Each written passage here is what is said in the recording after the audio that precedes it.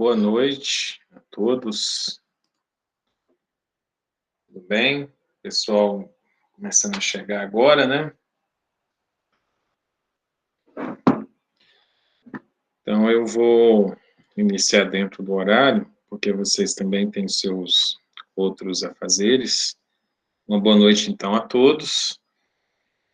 Vou fazer uma pequena recapitulação do que nós vimos até então, tá?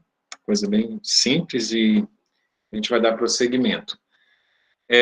Na aula passada, eu fiz uma pequena introdução para que vocês pudessem compreender um pouco a questão das políticas públicas, o que são políticas públicas, né, e antes de entrar no contexto do campo. Nós fomos dando uma breve conceituação, dentre o surgimento, né, as temáticas envolvidas, segundo os autores, algumas definições, algumas pessoas pedindo para entrar aqui, e hora ou outra eu tenho que ficar liberando. Vimos os principais autores dentro do contexto e das definições de políticas públicas, vimos a questão da distribuição desses recursos. A política pública nada mais é do que uma força que o governo tem para agir em prol de um grupo, de uma sociedade. Então, nós vimos as caracterizações redistributivas, na verdade já é um cunho mais individual, porque ele acaba beneficiando o indivíduo, né, dentro de um contexto social, acabo fazendo o foco em cima de um indivíduo. Então, tem uma bolsa escola, bolsa universitária, uma cesta básica, renda cidadã, isenção de IPTU. Então, isso acaba beneficiando o indivíduo, ou então um pequeno grupo familiar na qual aquele indivíduo esteja diretamente ligado.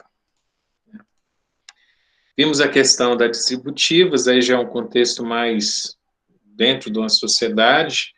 Então, por exemplo, a poda de aves vai beneficiar uma comunidade em si. Então, uma comunidade é um grupo formado por várias famílias.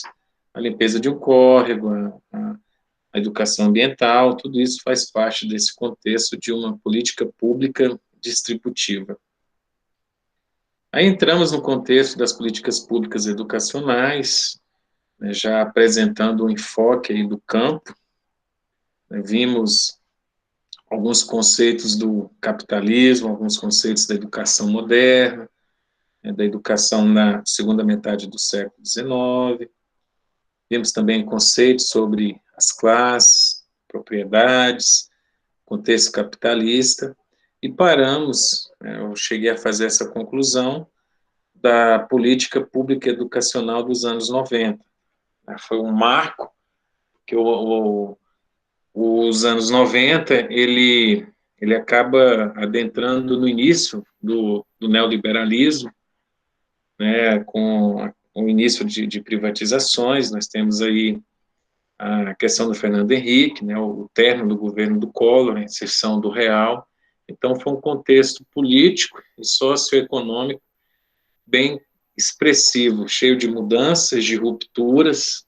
Nós vimos uma inflação galopante, que acabou sendo amenizada e extinta desde então, com o ingresso aí do Plano Real pelo ministro Fernando Henrique Cardoso, que, em um momento futuro, acabou virando o nosso presidente. Então, houve grandes rupturas, grandes mudanças sociais e econômicas, que acabaram refletindo também na educação.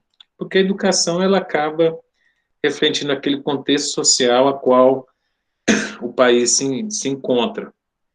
Lógico que quando você investe em educação, você não colhe os frutos de uma forma imediata. Por isso que é difícil mensurar, é difícil prever, e em virtude disso o governo acaba não dando as devidas atenções a esse contexto social da educação. Por exemplo, a China. Vamos pegar um exemplo da China, que quando os Estados Unidos, que quem criou o poderio econômico, quem deu startup, foi os Estados Unidos. porque pela excessiva mão de obra, quantidade de pessoas e habitantes da população chinesa, acabaram favorecendo a instalação de indústrias. Lógico, você está num ambiente competitivo, você acaba tendo que conseguir produzir cada vez mais com menos, com preços mais convidativos, para que você consiga, dentro daquele mercado, se estabelecer. Então, a primeira empresa se instalou na China, né, conseguiu diminuir muito os custos operacionais, e as outras também foram, porque quando você cria uma inovação, né, que seria uma inovação? São mudanças que permitem você criar um novo produto, ou desenvolver melhorias naquele produto, ou então aplicar essas duas vertentes, melhorias, ou então criar algo novo em relação a processos e em relação a serviços. Então, essa inovação que aconteceu diz respeito a uma estratégia que os Estados adotaram para conseguir diminuir o preço dos seus produtos, em decorrência da competição acirrada entre o Japão e a Alemanha e os Estados Unidos. Então, os Estados Unidos, como começou a produzir os seus itens na China, acabou reduzindo muito o preço das suas mercadorias e conseguindo abocanhar o mercado mundial. Só que os chineses, eles passaram a investir muito na educação. Então, o povo que tinha uma caracterização camponesa, não havia incentivo em pesquisa, em educação, em nada, eu só tinha mão de obra. É o que a China tinha para oferecer, mão de obra, pessoas para trabalhar em um regime semi-escravo. Era o que os Estados Unidos precisavam. Só que o governo chinês, ele foi muito esperto, porque ele passou naquele momento a investir em educação. Então, os chineses, ao trabalharem naquelas empresas americanas de alta tecnologia, passaram a entender o contexto da tecnologia. Através da educação, através da formação que a China desenvolveu, eles passaram de apenas operários para inovadores, para detentores do conhecimento através da educação. Então, em um determinado momento, houve rupturas. A China passou a fazer o quê? A produzir a sua própria tecnologia. E isso graças ao investimento em educação, associados aos experimentos americanos. Então, os Estados Unidos acabaram dando um tiro no pé, né? Porque hoje a China não precisa mais dos Estados Unidos em termos de tecnologia. Tanto que eles vêm desenvolvendo equipamentos de altíssima tecnologia, como lançamento de satélites, né, questão de componentes derivados do silício, computadores, smartphones. Então, tudo que envolve alta tecnologia, a China hoje dominou o mercado. E se você pegar a quantidade de artigos publicados internacionalmente, a China hoje domina. Ou seja, tem mais artigos publicados do que os Estados Unidos. O que isso quer dizer? Quer dizer que a China vem desenvolvendo a questão da inovação. Porque quando você cria um artigo, por si só, o artigo ele já tem uma caracterização de inovação. Porque o artigo ele tem que trazer um novo. Independente de qual linha de estudo você esteja trabalhando, o artigo ele vem trazer um novo. Ele, por si só, ele já tem essa caracterização de inovação. Então, a educação e a política pública, eles andam muito de braços, né? Então, isso que a China está colhendo hoje, não foi fruto de 1 ano, 2 anos, foram fruto de décadas. Então, desde a década de 90, quando nós estamos falando aqui, a China já vem desenvolvendo a questão da educação, né, mudando, criando inovações, e hoje está aí uma potência, né, graças à educação, que é tanto debatida, tanto apunhalada como nós temos visto ultimamente. Bem, voltando para o nosso contexto, pessoal, alguma dúvida persiste, algum comentário a fazer? Vocês que são os grandes educadores dentro do contexto da pedagogia. Nada? Não, professor, está tranquilo. Tá bom. Vocês têm que me puxar, né? Que eu acabo viajando, saindo pela tangente aí. E é bom vocês, às vezes, me fazer voltar e focar aqui. Mas faz Professor, parte. Oi. o senhor falando da China aí, então quer dizer que ela começou a mudar a política pública dela em relação à educação nessa mesma época aí do Brasil, Exatamente, na nos anos época 90. dos anos 90. Né? Então, os anos 90, na verdade, assim, começou grandes mudanças na década de 80, né? O liberalismo, os Estados Unidos, no início, assim, porque se você pegar década de 80 e 90, então houve o quê? Uma grande competição entre Estados Unidos, Alemanha e Japão.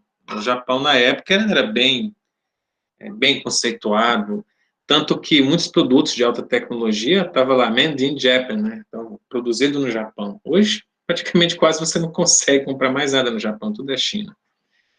Então, assim, naquela época, ninguém estava nem para a China. A China era um grande país, um aglomerado de pessoas que tinha mão de obra muito barata. E aí as empresas americanas, com a questão de querer desenvolver, né, produtos com um custo menor, que a mão de obra americana, a mão de obra japonesa, a mão de obra alemã, são mão de obras altamente qualificadas, mas isso tem um custo também associado a isso. Então, eles desenvolveram um processo que não precisava de muita inteligência operária, e sim alguém simplesmente para executar o operacional. E aí, nisso, eles acabaram descobrindo a China. Então, em meados da década de 80 e 90, a China começou a receber as indústrias americanas. E aí começou, sim, a acontecer o quê? Você começar a adquirir produtos vindo da China, ou peças de produtos vindo da China. Então, a ideia foi essa, né? E aí os chineses passaram a investir em educação. E hoje a China dominou o mundo sem dar um tiro. Aí eles começaram a investir na educação para preparar melhor, no caso, essa mão de obra Exatamente. para a indústria, Imagina, né? você tem uma mão de obra igual ao Brasil. O Brasil tem a Zona Franca de Manaus, que tem pessoas ali que fazem a montagem de equipamentos eletrônicos e tudo daquela indústria na Zona Franca, mas você não vê uma política pública de permitir desenvolver aqueles operários para que eles possam criar novos produtos a partir do que eles estão desenvolvendo. Então, houve incentivo da política pública, porque nós, por si, nós temos a tendência de ficarmos o quê? Acomodados. O acomodismo para nós é ótimo. Então, ali, se você pegar a China, né, as pessoas não tinham essa ambição, não tinha essa educação de querer de inovar, de querer construir. E a China, o governo chinês, ele passou exatamente a fazer isso, a investir na educação, para que eles pudessem desenvolver as suas próprias tecnologias, fazer reengenharia reversa, estudar física, estudar o que for. E como eles tinham todos os aparos tecnológicos ali, o que eles passaram a fazer? Engenharia reversa. O que é engenharia reversa? É você pegar um componente e desmontar ele, entender como que ele funciona. E a partir daquele entendimento, você construir outros. Lógico, no início, os produtos eram porcarias. Para você ter ideia, quando surgiu o iPhone, meados ali de 2000 acho que 2010, 2009, eu não lembro muito bem, mas a China não tinha nenhum produto dentro da linha do iPhone que era bom. Tudo ruim, era porcaria. Aí o que acontece? Eles passaram a fazer engenharia reversa, começaram a desenvolver o parque tecnológico. Então a China passou a colher frutos a partir de 2010. Tem 10 anos que a China realmente é uma potência em termos de tecnologias. A China hoje, ela bate pau a pau com qualquer produto. Lógico, tem os produtos com a qualidade inferior, mas produtos de alta tecnologia a China hoje consegue desenvolver, cada vez melhores. Então, houve uma dissociação entre a dependência americana que os chineses possuíam, e isso foi tudo graças à educação. Para você ter uma ideia, o Brasil, ele tem praticamente todos os minérios, todos os recursos para ser um grande país. Porque, olha só, a matéria-prima, todas nós temos. A única matéria-prima que nós não temos, nessa nova indústria 4.0, é o lítio. Né? O lítio é um componente químico que permite você construir baterias. Em um mundo movido à energia elétrica, a bateria é primordial, porque em um determinado momento você capta a energia, você armazena ela para você utilizar no momento necessário, porque nem sempre você está utilizando a energia. Então, o maior centro de lítio desse tipo de composto fica aqui próximo, na Bolívia. Então, olha só, qual o país que tem mais condições de explorar isso? O Brasil, nós está aqui do lado. Então, até o que nós não temos está aqui no nosso vizinho. O Brasil tem essa capacidade, mas falta realmente investir de uma maneira concentrada, como a China fez. Vamos investir nisso aqui, porque nós queremos produzir isso, montar centro de pesquisa, centro de desenvolvimento. Foi o que a China fez. Um exemplo nosso, nós temos a Embrapa. A Embrapa é uma excelente empresa que investe em P&D, em pesquisa e desenvolvimento. Então, graças à Embrapa, que nós temos produção de soja no Cerrado. Graças à Embrapa, que nós somos o maior produtor de soja do mundo. Tá, mas que benfeitoria que isso traz para a sociedade? Pouco, né? Aumenta muito a questão do governo, através da troca, e dentro desse contexto o governo acaba conseguindo emergir dólares, e para os produtores. Mas hoje, se você analisar bem uma fazenda, hoje, com 6 pessoas, consegue uma produtividade que 20 anos atrás eu precisaria de 40, 50 pessoas. Então, a alta tecnologia que se usa hoje no campo acaba fazendo com que os fazendeiros estejam cada vez mais ricos. Você pega, por exemplo, as caminhonetas que os fazendeiros compram, caminhoneta tudo entre a faixa de 220 e 300 mil reais por mês, que é uma caminhonete daquela. Eles trocam todos os anos, porque a concentração da renda acabou favorecendo os fazendeiros nesse aspecto aí. Você não tem um quantitativo acentuado, trabalhando no campo mais. Os atravessadores, também. Então, assim, voltando para o nosso contexto, a educação, o investimento que a China fez em educação foi muito grande. Hoje, os maiores centros de desenvolvimento de tecnologia do mundo estão na China, para você ter uma ideia. Se você pegar e dar uma analisada nas contribuições, na quantidade de artigos internacionais publicados hoje, a China está em primeiro lugar. Então, se você pega os livros atuais hoje, livros aí de 5 anos atrás, que geralmente é o que você está usando na literatura, você vai ver o quê? A maioria das referências lá dos artigos são americanos, europeus, poucos brasileiros, pouquíssimos mesmo, mas você quase não vê nenhum chinês. Se você pega hoje artigos internacionais, a maioria tem em chinês. Xing, Sung, JIT, tudo são chineses desenvolvendo. É impressionante o salto que a China deu nessa questão da construção de artigos.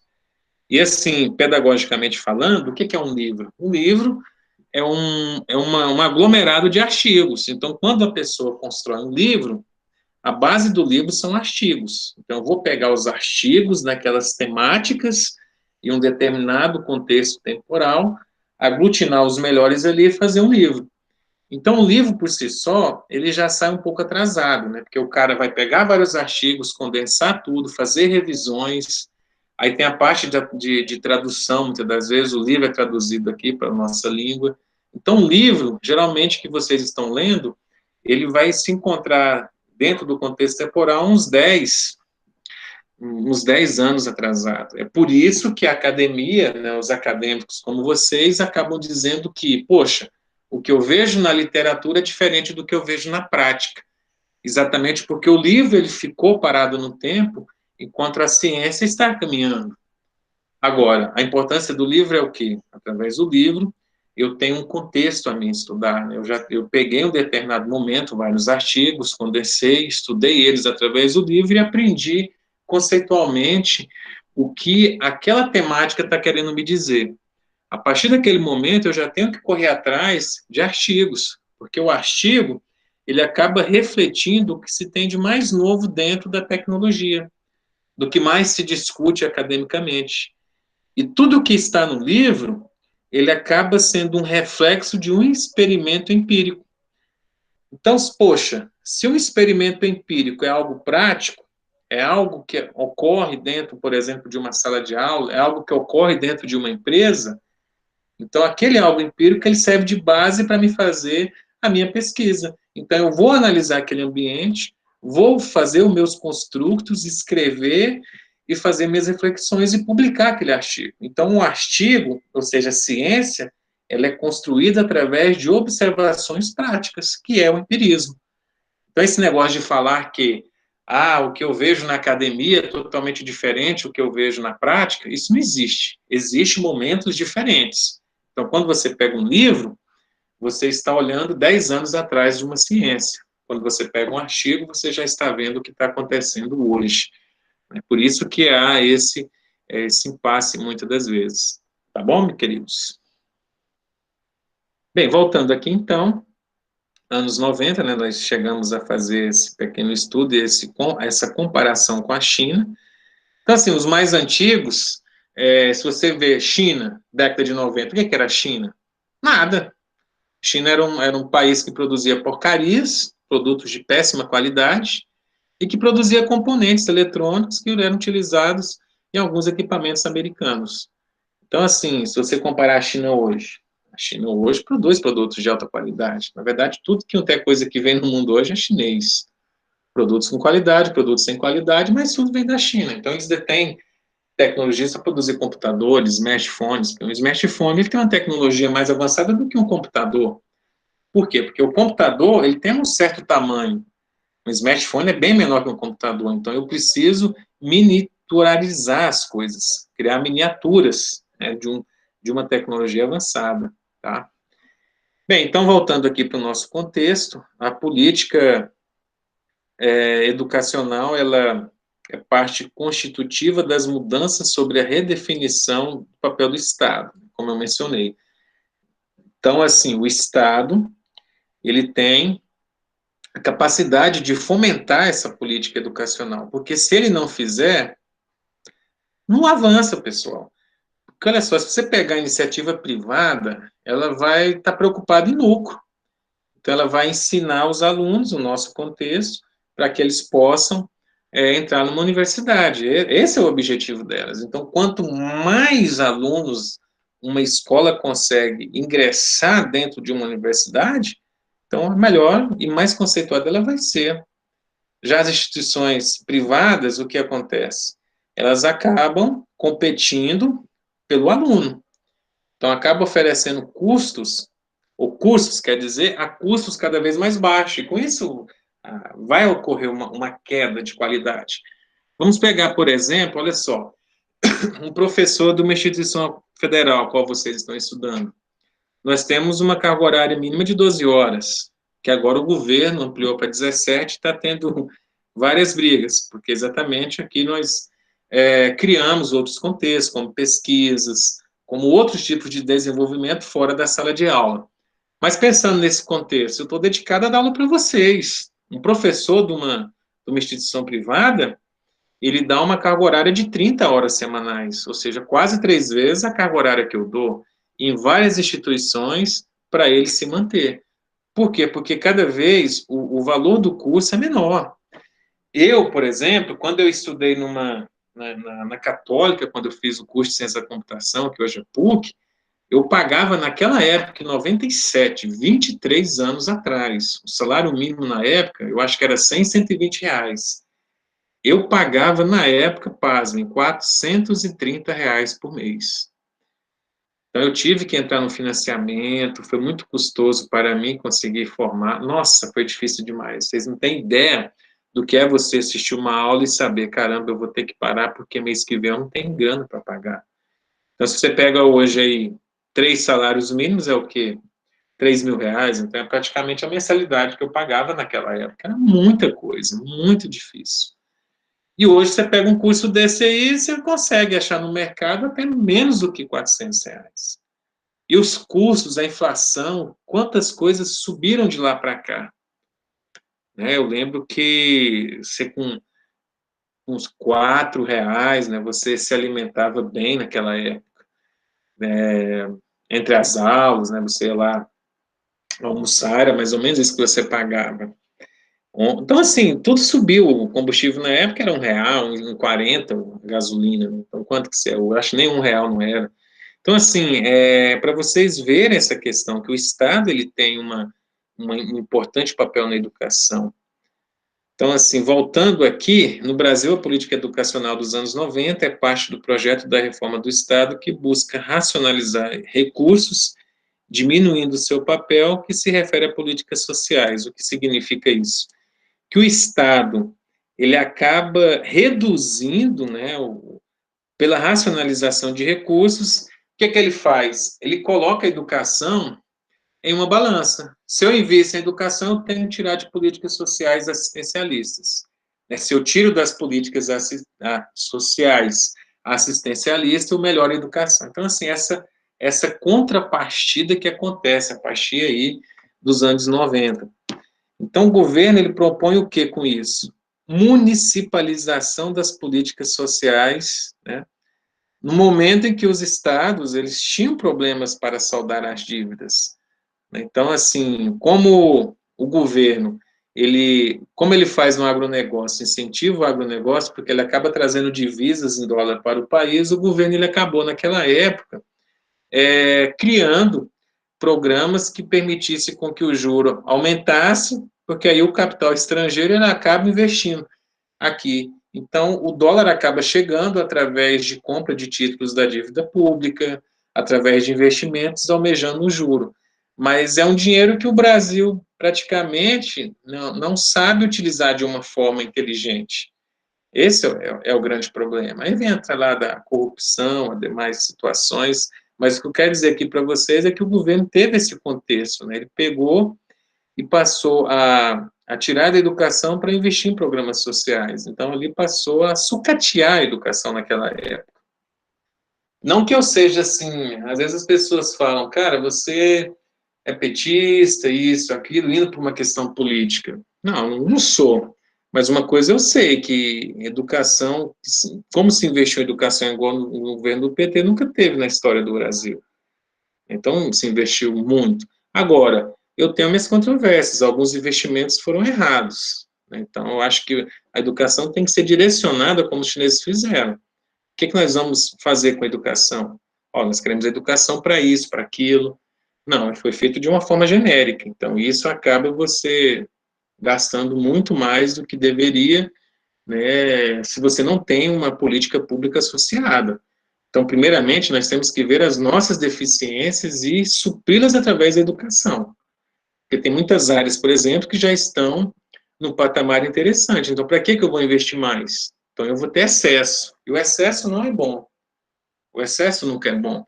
Porque se eu tenho uma mão de obra muito qualificada em uma área, mas essa área não comporta aquilo tudo, vai ter desemprego do mesmo jeito.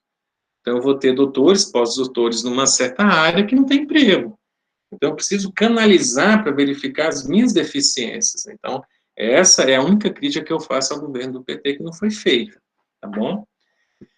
Voltando aqui na nossa política educacional, que nós estamos vendo essa questão do Estado na década de 90. Então, o Estado, ele acabou fazendo o quê? Descentralizando a política educacional e jogando a bomba para o Estado e para os municípios. Só que, em contrapartida, o que ele fez? Vocês que vão cuidar da educação e eu vou regulamentar, eu que vou controlar o que será ensinado em cada série. Então, o governo passou a ter um papel centralizador, né, um papel gestor e não um papel executor. Então, o Estado vai executar, mas eu que vou mandar da forma que vocês vão executar. Isso é problemático, porque cada estado, cada município tem uma realidade diferente. Se você pega o município de São Paulo, que é muito autossuficiente, porque lá tem indústria, lá tem produção agrícola, tem produção de agropecuária, mineração. Então, assim, é um contexto diferente do que você pegar um município, por exemplo, no Nordeste, no sertão nordestino, que há 6 anos não chove. Como que o município daquele vai ter renda? Através dos programas assistenciais do governo, porque lá, 6 anos, pessoal, sem chover, não tem indústria, não tem agropecuária, não tem agricultura. O que é que se tem ali? Aposentados e pensionistas e alguns comércios ali para vender e atender essas pessoas. Então, é complicado uma situação daquela. E aí você depara com pessoas lá recebendo a metade do salário mínimo, recebe por semana, recebe R$ 80, recebe R$ 100, não tem carteira assinada, não tem nenhuma garantia. Aí você pergunta, e o Ministério do Trabalho? Faz vista grossa. Eu estive lá, eu conheci na pele em 2014 como que era a situação ali do Nordeste. Está muito complicado. Complicado mesmo. Bem, voltando aqui agora para a nossa realidade, né, então o governo federal ele vem se desobrigando do financiamento das políticas educacionais ao longo da história. Então, ele criou o Fundef, no caso, essa descentralização, ele acaba fazendo com que os municípios e os estados acabam sendo os responsáveis pela construção da educação. Ele dá uma verba e ó, vocês se virem com aquilo. Então, aí o Estado ele acaba pegando parte dessa educação e investindo em outros setores. Então, isso acaba construindo aí um sistema cada vez mais fracionado e pobre dentro do contexto educacional. Tanto que você for na realidade de uma escola do município, do estado, você vê a diferença, né? Então, eu, por exemplo, né, que vocês que são alunos do IEF, se vocês forem nas escolas municipais, estaduais, vocês veem a diferença em termos de estrutura. Então, dá para ver mais ou menos o que representa, né, o Fundef. Então, com isso, o governo acabou criando essa descentralização dessa responsabilidade, né? Então, se a questão educacional já está complicada para os municípios, imagina no campo. Então, a extinção dessas instituições educacionais do campo está cada vez mais vigentes. Então, o que o governo está fazendo é o quê? Criando situações, né, de locomoção, de movimentação, para que eu busque no campo as crianças, os jovens que queiram estudar e trazer para as cidades, do que criar unidades e espaços educacionais dentro do campo. Então, essas reformas, elas acabam debatendo de frente com esse contexto, né? Então, assim, com essa questão, né, da crise, com essa questão do desinvestimento, né, que o governo vem fazendo, então, assim, a educação, ela acaba permanecendo com espaço e tempo de uma maneira, assim, bem deficitária, né? Então, acaba sofrendo essa pressão subjetiva e a perca da identidade dessa escolarização do campo. Então, acaba com que os jovens, apesar de residir no campus, acabam estudando realmente no município e perdendo um pouco aquele contexto, né? Então, assim, o discurso criado de uma forma hegemônica, né, dando direito à educação, acaba entrando em contradição, porque eu como delego aos municípios, aos estados e cortando cada vez mais recursos, acaba amputando com que a educação se flua. Então, assim, eu acabo criando deficiências dentro do meu contexto social.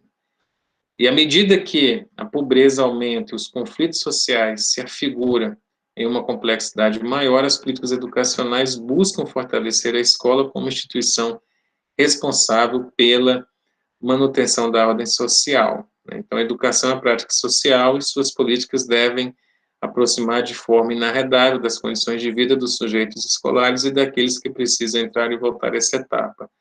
Bem, isso de acordo com a teoria, né? A teoria acaba dizendo que a educação ela é um redutor de desigualdades sociais, mas entra em contradição porque a política, que realmente é a ação, ela acaba não conseguindo ter uma efetividade, porque enquanto o governo federal cria as políticas públicas, as temáticas, o ordenamento, o Estado e o município não têm recursos para construir essa educação que o governo federal acaba publicando. E isso entra em choque, entra em contradição. Bem, no governo do FHC, né, que já é meados, já iniciando a metade da década de 90, então essas reformas, elas acabam criando rupturas, né, porque o Estado ele acaba querendo delegar a participação do setor privado na educação. Inclusive, naquela época, o governo queria privatizar as instituições federais de ensino, acabar com as universidades federais. Então, a ideia era o governo criar essa privatização em qual contexto? Por exemplo, eu vendo uma Universidade Federal de Goiás e aí eu vou pagar por aluno. Então, aquela instituição que cobrar um valor menor por aluno acaba ganhando a, como é que fala, a privatização, a concessão para explorar aquela atividade educacional. Então, vocês imaginam, eu como empresário, né, eu prefiro dar aula do que eu investir em pesquisa. Por quê? Porque a pesquisa, ela acaba gerando um retorno incerto. Porque, olha só, a pesquisa, pessoal, ela é uma grana que eu vou investir, que eu posso ter um resultado em 1 ano, em 2, em 10, em 15, e a empresa, a organização particular, ela vai esperar isso? Lógico que não. A Embrapa demorou anos, décadas, para conseguir reverter, por exemplo, o cerrado em área produtiva. Se você pega o cerrado há 30 anos atrás, não tinha soja, não tinha milho, não tinha quase nada. Poucas áreas, que eram aquelas áreas que eles falam de cultura, conseguiam realmente essa produtividade, mas a maioria não era assim. A maioria se via para quê? Pasto. Então, eu tinha até uma pecuária do tipo extensiva. Então, assim, a revolução no campo foi graças à pesquisa de 20, de 30 anos. Então, a educação tem esse contexto. O que você investe hoje em educação, você não vai colher daqui 1, 2, 3 anos. Demora tempo para você conseguir isso. Então, ainda bem que houve uma mobilização popular que acabou sensibilizando e o governo não conseguiu efetivamente privatizar essas instituições, né? Então, ainda bem. Mais em outras coisas aqui, a descentralização, né, veio com essa ideia de controle de resultados, criação de sistemas avaliativos, mecanismo de classificação, na cultura da concorrência entre as escolas públicas e privadas. Então, a caracterização básica também, a partir dos anos 90, né, aí eu já até entro no governo, vamos pegar aqui o governo pós-Fernando Henrique, do início do governo Lula, foi o quê? A flexibilização das regras para se criar a educação superior. Então, com isso eu tive o quê? Uma explosão. O que o governo fez? Ele acabou criando sustentáculos para fazer o seguinte: opa, se eu não vou privatizar o ensino superior, então eu vou criar flexibilização para que possa haver várias instituições fornecendo aquele segmento, né? Então, houve uma flexibilização, então permitiu com que várias instituições pudessem ofertar cursos superiores, né? E isso acabou gerando uma concorrência de mercado que acabou caindo a qualidade, mas aí todo mundo tem acesso ao ensino superior, é aquela questão, né?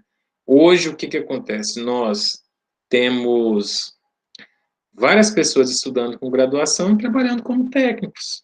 Então, assim, porque o ensino superior, ele é mais inflexível, né? Há uma questão acadêmica, de estudo, de criação do novo. Tanto que quando você vai construir um TCC, quando você vai fazer uma pesquisa, então você vai ter um contexto, vai ter que criar alguma benfeitoria dentro daquela temática de pesquisa. Então, isso tudo o acadêmico acaba fazendo, coisa que nem sempre é necessário na instituição a qual você esteja trabalhando.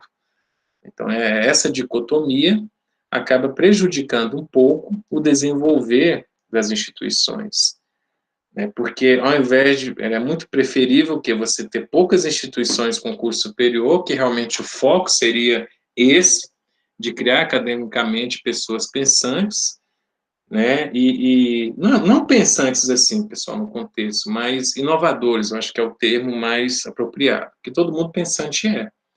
Então, ofertava, como nos Estados Unidos é feito. Nos Estados Unidos, como que funciona à academia. Lá é o seguinte, todas as pessoas, os cidadãos, eles têm cursos técnicos gratuitos. Então, hoje eu quero ser pintor, tem um curso para mim. Aí eu quero ser um programador de computador, tem um curso para mim. Aí eu quero ser um pintor de automóvel, mexer com funilaria, mexer com plantação de grãos. Então, tudo isso tem curso técnico lá, é gratuito. Agora, as universidades são restritas, poucas, e são particulares. Então, as mensalidades são altas, então eu acabo privilegiando quem? Aqueles que têm dinheiro, então o cara vai lá e paga. Porque o dinheiro que entra na universidade é para custear as bolsas, ou seja, 30% paga. Esses 30% que pagam, eles vão pagar para que os demais estudem. Então, aí os demais são quem? Aqueles que não têm condições de pagar. Aí entra o quê? Um processo de seleção, é como se fosse um concurso público. Então, os melhores alunos é que vão entrar e não vão pagar nada. Então, a política lá funciona assim. E outra coisa, não tem uma quantidade de muitos cursos superiores, eu tenho poucos. Então, para criar um curso superior, tem que ter uma análise do impacto social e econômico que aquele curso vai gerar. Então, é uma forma de eu garantir que eu não tenho excessos dentro da graduação, né? Só que os caras que formam na graduação, eles vão ter um trabalho mais contextualizado com aquilo que eles aprenderam. Então, o que acontece? Você aprende muita coisa e acaba não tendo a oportunidade de trabalhar dentro da plenitude do que vocês aprendem aqui. Então, acaba tendo essa certa insatisfação, né? Então, o modelo lá é um pouco diferente aqui do nosso.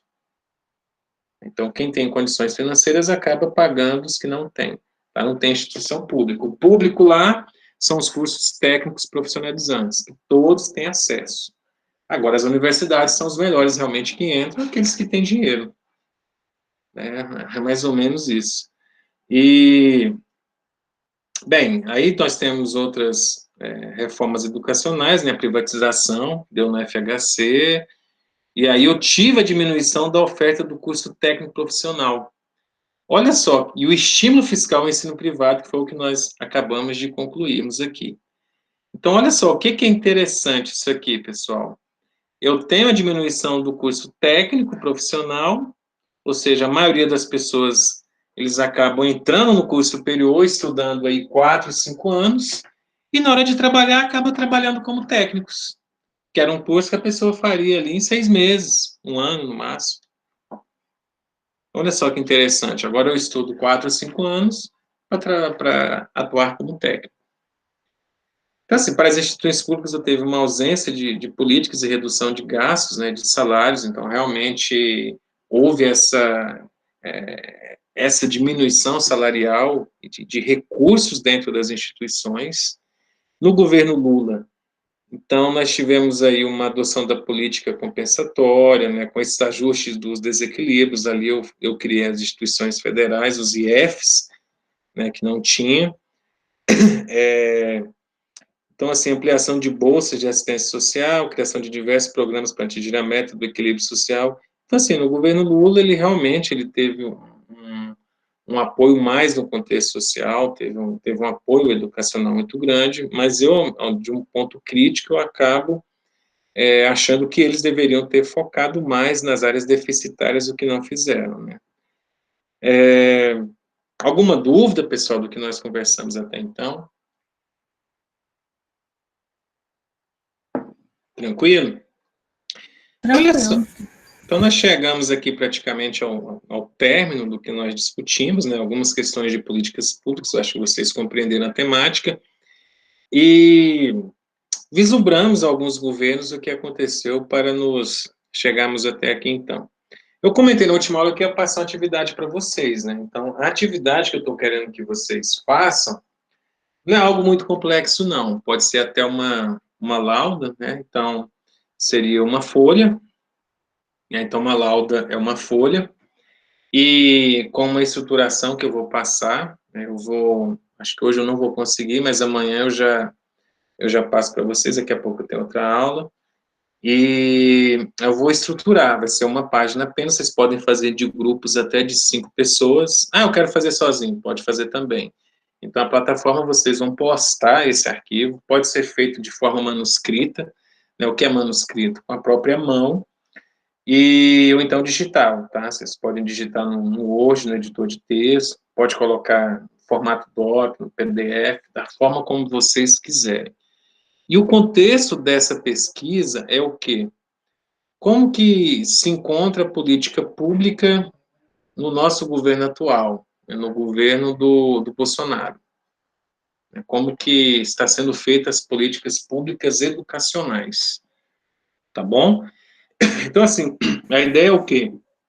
A cada término de uma temática, dentro do nosso plano de ensino, eu vou pedir para vocês fazerem uma pequena resenha, né? Nós chamamos de fichamento. Né? Então, o que é esse fichamento? Eu vou pesquisar um artigo, uma publicação de uma revista, um texto da internet,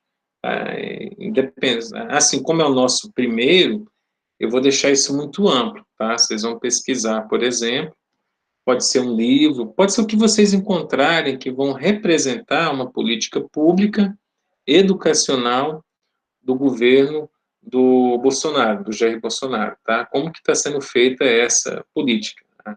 As principais características. Eu vou criar a estruturação de como que vocês vão construir isso e me entregar dentro aí de 15 dias, tá bom? Então, ao invés de ser dessa semana agora, vocês vão me entregar na outra. Então, na próxima semana, que se dará daqui 8 dias, o que eu vou fazer? Nós vamos começar para tirar dúvidas. Então, eu vou postar isso hoje para vocês têm o meu WhatsApp, e-mail também, vocês podem estar tirando essas dúvidas ao longo da semana, né, ou então acumular também para a próxima aula, né, sobre o que eu estou querendo pedir. Eu vou tentar ser o mais sucinto possível, e aí, na outra semana, vocês entregam para mim. Tá? Então, na próxima aula, não é para vocês entregarem, vou deixar bem implícito isso, vocês vão entregar na outra sexta-feira, sem ser na próxima, na outra. Tá bom?